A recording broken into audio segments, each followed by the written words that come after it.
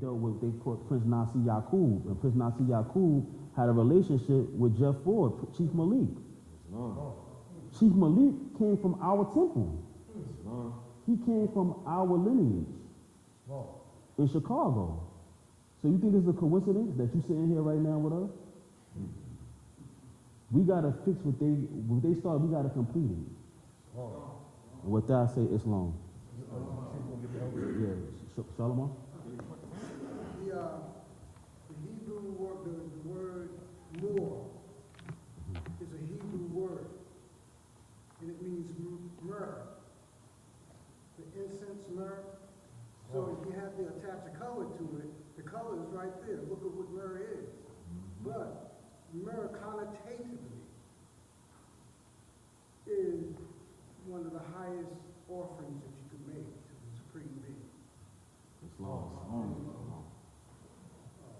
Pamienta Bay, one of the chief authorities, when I asked him what about more, the term more, he said it doesn't really mean black. They picked it up. They found the word there in Morocco, in that area, that they were using it. It's an indigenous term.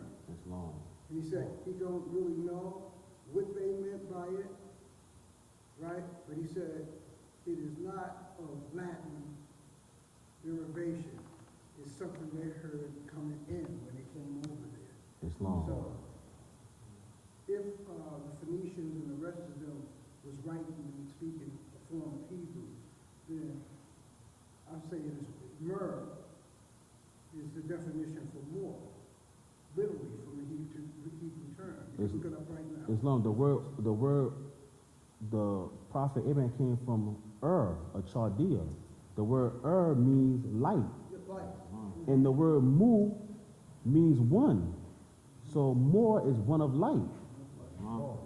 When you deal with the Hebrew. Islam. Let's let our brother come up. Hallelujah. I want to begin by giving all praise to the Creator, the power of Abraham, Isaac, and Jacob, the God of our ancient forefathers. I want to give due respect to those who paved the way before me. I come from a school known as Shema Israel here in Brooklyn, New York. This is the school that gave me my foundation as an Israelite. I want to pay homage to my earliest teachers, such as Prince Sapor and Chief of Chiefs, Chief Naphtali. I go by many names.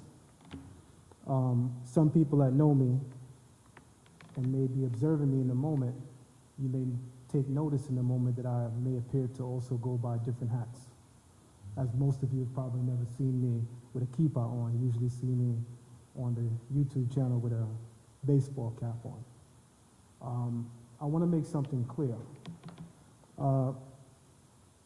The first Necha, the first El, the first An, these are all titles for divinity throughout the ancient world that you are introduced to or your parents.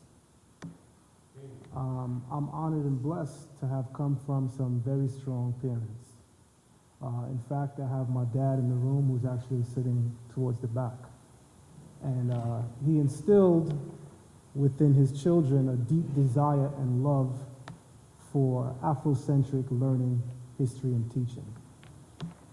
As I begin to take you on a journey briefly into looking at some of the names that I'm known by, the first name that I was given by my dad. My name is Alex. And coming up in school, it was a rough name to have as a young black man, so to speak, per se, with respect to the misnomer, because we are not black, but you understand the point. My brother, who's older than me, his name is Jamar. He got a good name. So I couldn't understand for the life of me why my parents decided to give me, in my eyes, a European name, until one day my dad sat me down and we having a talk, and, hey, why'd you name me Alex? Are you familiar with the movie Roots? Of course. You know who wrote that? Alex Haley. Powerful. Because for many of us who've seen the movie Roots, you remember the imagery as vividly as it were you were looking at it today or yesterday. These are scenes and images that hopefully will never escape your mind. Hopefully. And I'm a person that from a very young age, I learned to enjoy definitions. I always say definitions bring us to a place of discernment. So once my dad explained to me that my name is Alex and it came from the author Alex Haley, now I wanted to see what the name Alex meant. I want to understand if it fits who I am. Because now that I'm beginning to learn Hebrew culture, language, nationality, and way of life, I'm realizing that when we name something, we are identifying with the essence of the thing that we are giving a name to. So the name of something should correlate with the essence of the thing that is being named. I'll give a brief example. The Hebrew language is one of the most powerful languages in the universe. We of the Hebrew faith and culture see it as what we call Sefa HaBeriyah, the language of creation, or Sefat HaEmet, the language of truth. What do I mean by that? We have a letter in the Hebrew language known as Mem. When it's joined with a letter called Yod and then another final Mem, it spells the word Mayim, which is water. What's so special about that? You see, in the Hebrew language and tongue, when we name something, we are identifying with the essence of the thing we are naming. So let's look at English. Most names that come into the English language, because English is a bastardized language, a conglomeration of several other languages, you're not really identifying with roots, or i.e. the essence of the thing. So, for instance, I want to throw something out there. Does anybody know why nylon is called nylon? Probably not, I didn't know. Does the word nylon in English identify with the essence of that fabric? No. The people who designed nylon have a country in New York and London. Nylon. Hebrew is not like that. Let's look at the chemical properties of water. We speak of H2O, 2 parts hydrogen and 1 part oxygen. Well, the letter Mem in Hebrew literally represents a molecule of water, a water molecule. And there are 2 of those, so i.e. 2 molecules of what? Hydrogen. The Yod, which oscillates in the middle, represents oxygen. So in the Hebrew language, the word for water perfectly aligns with the alchemical property of water. 2 parts hydrogen, 1 part oxygen. This is very important because when we speak something, we are breathing life into it. No matter what society in antiquity you belong to, all of the ancient texts speak about speech as the tool of creation. When you go into ancient Kemet, they speak of a nature called Ptah. And they tell you that Ptah spoke the universe into existence. So then I asked them, as a person who studies language, which Metu Necha, or the hieroglyphics is included, well, why is his name called Ptah? I've come across a Kemetic lexicon in my time. I can't find Ptah. When you go inside Budge's, Wallace Budge, E.A. Wallace Budge, when you go inside of his Medu-Netta dictionary, it clearly tells you that the word Ptah, or the name Ptah, is a loan word not of Egyptian origin. The term Ptah in Hebrew literally means the opening of the mouth from which life proceeds. Well, when you open your mouth, what do? You either take in or you put out. You breathe, you exhale, but you also do what? You eat. But the thing that makes you divine is speech. The thing that makes you divine is the words that are leaving your mouth. You must understand that when you speak, you are creating. And the things you are creating are acting upon the environment that you are speaking them in. You must understand that. This is a fundamental principle of African imagination. No matter where you go in antiquity, this is what we understood as African people. And I'm a person that, although I wear my Zitzio, you may see my Magen David, oh, he's an Israelite. Remember my origins. One of the first books that my dad had me read, which to this day still back on the amount of wisdom I encountered in his book, was Francis Wilson's book. Anybody familiar with the author who recently passed, by the way, may her memory be blessed? Francis Cress Wilson, the ISIS Papers. Right? This was a powerful woman. I remember my dad having it on the shelf and me being always a curious young guy looking at books. I'm looking at the book and I'm having the time of my life, humorously, reading the names of the chapters. Anybody that read her book, you know some of the names of the chapters you may not want to say in front of young kids because she speaks it raw. And what I want to impress upon you, if I leave any impression upon you, is that the thing that unites a people of culture, a cultured people, is not so much the commonality. If commonality is the only thing that can bring unity, we will never see unity. I want you to understand that. It sounds good to say, well, we have this in common, so we're going to get along. But when the Creator put forth a woman before man, he didn't call her his perfect equal.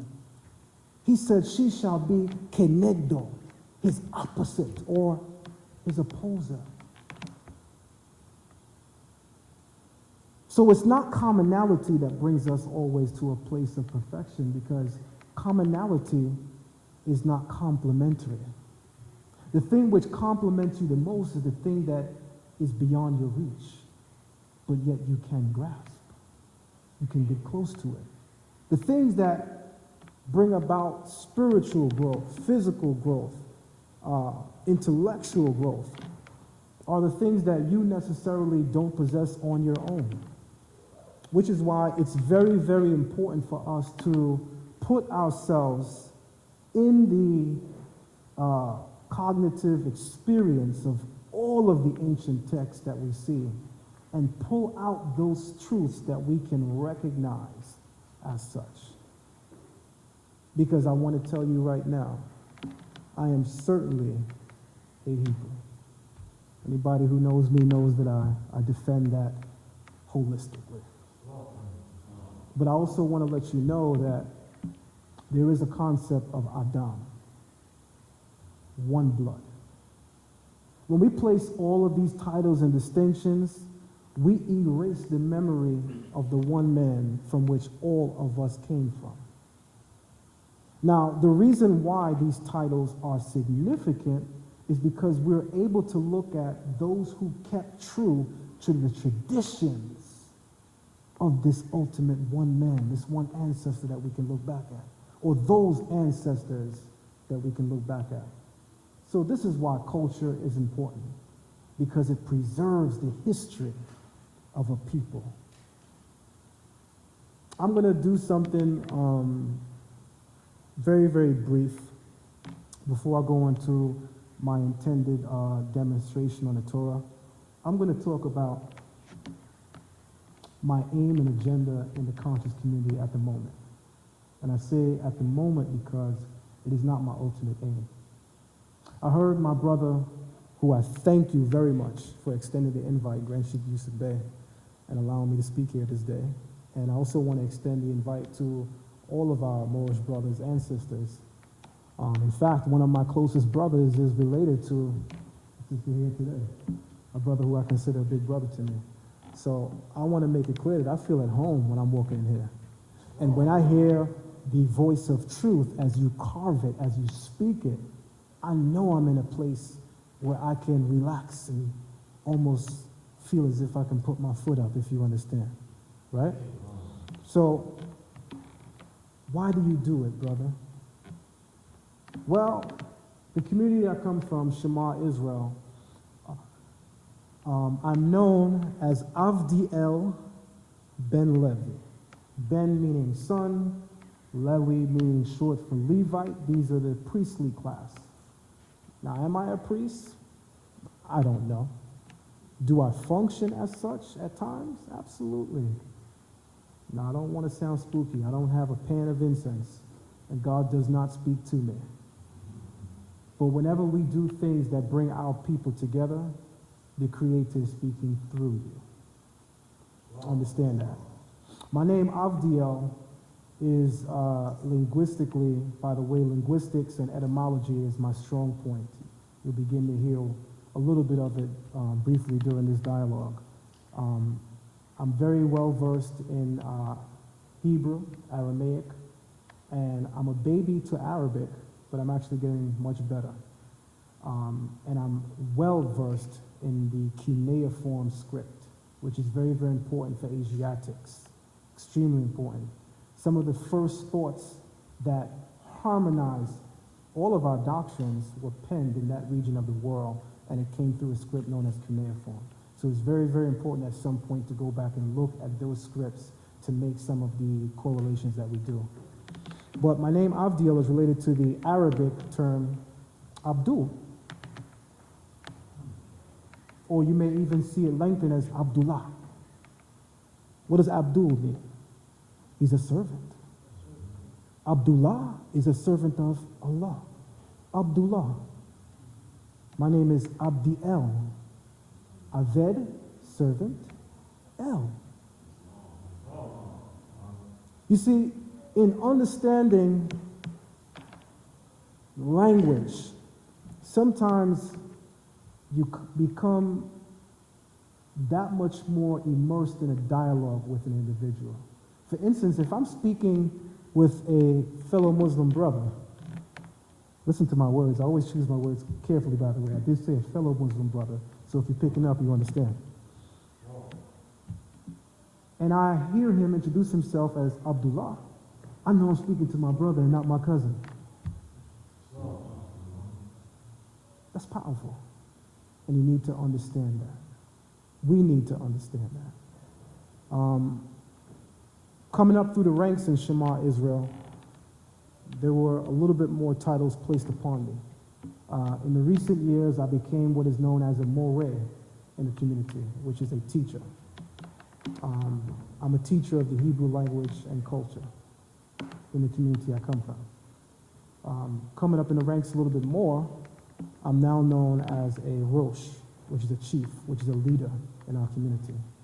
And I thank the Almighty, the Creator, for allowing me on this journey to become a mouthpiece in this era for our people, to our people, and having the ability to play a role in the liberation of the minds of our people. Because that is all that is needed. Once you liberate the mind, everything else follows suit. So what do I want to say? My agenda, if you will, in the conscious community is, as our brother Yusuf Bey said, I am here to defend the legacy of Avraham Avinu, Abraham our father. And guess what falls under that umbrella? Islam.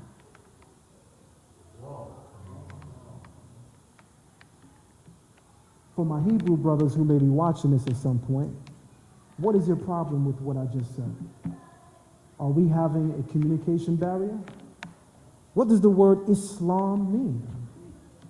You see, to have a problem with something means you understand and can see the entire picture. But if you can't understand and or see the entire picture, wherein lies your problem? Do you not know that Islam means peace? Do you not know that it is virtually impossible as a Yehudi or an Ivri, Hebrew or a Jew, so to speak, which is Yehudi, to say peace to his brother without saying salam or shalom? So we caught up on tomato and tomato, which is why we can't get along? We can't get along because the right side of the room says salam and the other side says shalom?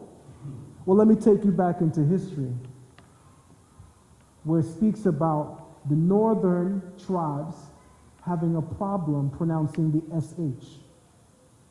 So that the southern tribes were saying Sibolet, and the northern tribes were saying Shibolet, but they are the same people. Should language barriers bar us or create an intellectual or spiritual barricade between us and our Creator, that which makes us great? I say no. I hope you join me. You see, in understanding language, we become greater in our capacity to give thought to things. My aim in the community is to defend our legacy. They tell us, and by us I literally mean us. Your book is a plagiarization of everything inscribed on the illustrious walls of ancient Clermont. And let me say this. This is how I view the Torah. I see it as a beautiful system of morality. Veiled in allegory and illustrated through signs and symbols. Those who understand, understand. You see, we always know when there's an initiate in the room because we always are able to communicate efficiently, meticulously. And we don't communicate on this level to impress upon you we know when you don't know, but we communicate on this level to cause you to understand that on the esoteric level, there is no division. What you're looking at on the walls of Kemet is no different than what you're looking at in the pages of the Quran or the Torah. I can't believe Zion Lexx said it. Make sure he's recorded. Because whether you're looking at the Per Em Heru, the book of the coming forth by day in ancient Kemet and ancient Egypt, you're still seeing the same thing. My brother spoke of the uniqueness, the oneness. Shema Yisrael, Yehovah Eloheinu, Yehovah Echad. He is one, right? Well, open up the Per Em Heru, which begins with the adoration of Ra. Tu'ah Ra. See, that's where you got your Torah from. The very first line of the book of the coming forth by day says, Tu'ah Ra. That's your Torah. You stole from us. Well, I'm impressed that you know a little bit about language. But when you make a legal claim, I expect you to speak legalistically. What do I mean by that? Plagiarization is an extremely serious claim. If we can look into the text of the Per Em Heru, and we can see and or agree that the 42 negative confessions of Ma'at is the foundation of law itself. And that which is in the Torah in the form of the 10 Commandments and the other 603 edicts, for a total of 613, was stolen from it. We must understand that not only is that a very serious charge, but you must be able to prove such a charge. What do I mean by that? When you go into a court of law with the case of plagiarization, here's the first thing that must be established. Authorship. The judge does not want to look at a single shroud of evidence until we first identify the author of the work in question. So I ask you, my brothers from the Kemetic conscious community, where is your proof of authorship of Ma'at?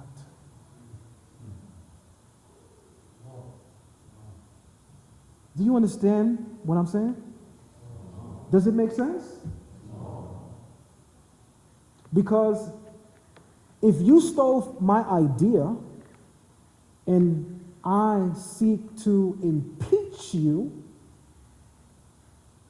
for doing so, I must bring this matter for adjudication before a judge.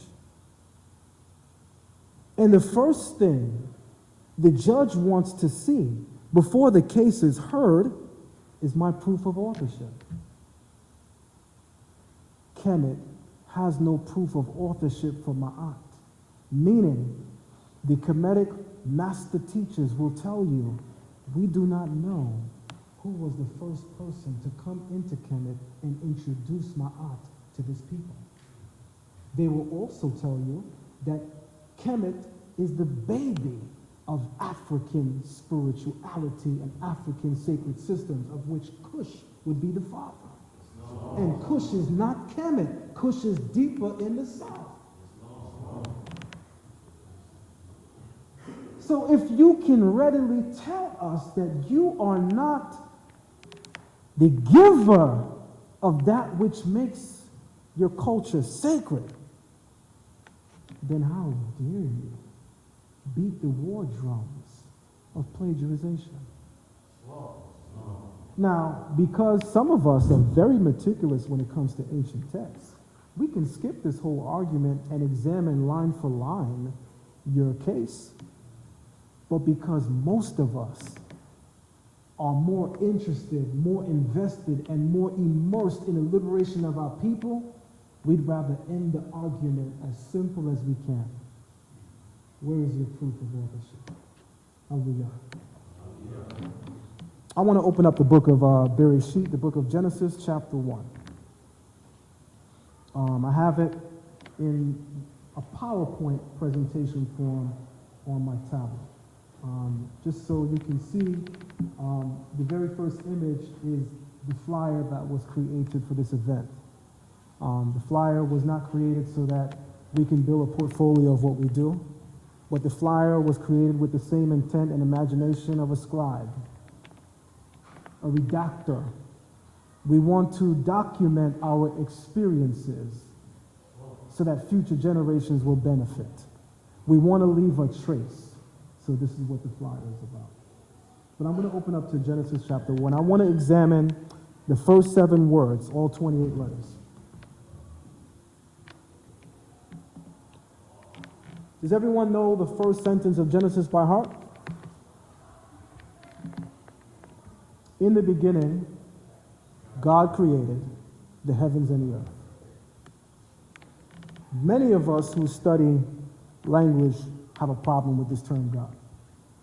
Our brother pointed it out very eloquently, by the way.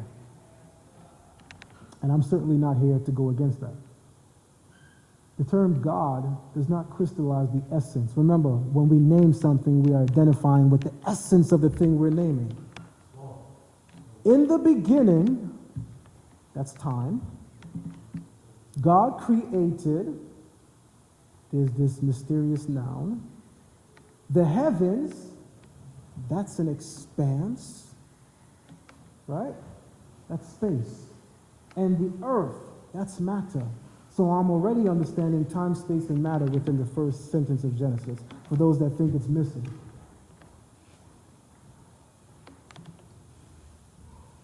What do we mean by God created?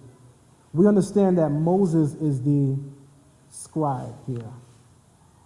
What did he mean by Bereshit bara Elohim et ha-shemayim ve et haaretz? In the beginning, God created. Well, let's examine it in Hebrew, because I want to show you that the English does not agree with the order that the Hebrew gives it to you.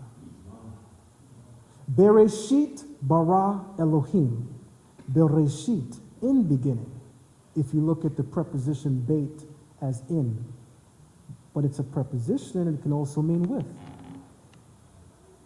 The very first word of the very first chapter, of the very first sentence in the book of Genesis is this word Bereshit. And the very first letter is the letter Bet, which acts as a preposition, which literally is the words in and with. Well, what do we know conceptually about in and with? We're talking about immanence and transcendence. The very first letter of the Torah alludes to the ultimate aloofness of the Creator. How he fills all worlds simultaneously, yet surrounds it paradoxically. And Reshit means beginning or first.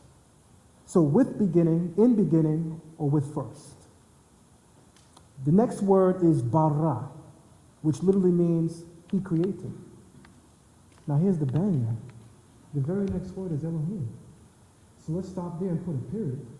In the beginning, he created Elohim.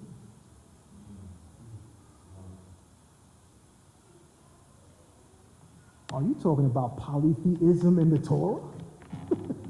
What are you talking about? This brother standing here swing so deep. Are there two gods? Are you in agreement with the Kemetic priests who tell you that your system is an exact composite of theirs? That what you speak is what they spoke? No. But I do want to point something out to you. The term Elohim literally means a creative force. Literally. It's a plural word. It's a masculine plural. The singular would just be El, which means power. Elohim is an immeasurable power. There are times in the Torah where men are spoken of in the context of demonstrating El. But this Elohim thing is something totally different. This is an immeasurable power that no one man can tap into, but we can tap into collectively. Hence the statement in Psalm 82, I said, ye are Elohim. Pay attention. What do you mean in the beginning he created God? Well, the term Elohim literally means a creative force or an immeasurable creative force. But before the advent of creation, what existed? You can't even say the Creator. Haboreh. Because that title, of which that's exactly what that is, a title, had no meaning prior to the advent of creation. Nothing else existed. Elohim, as a title, literally means an immeasurable creative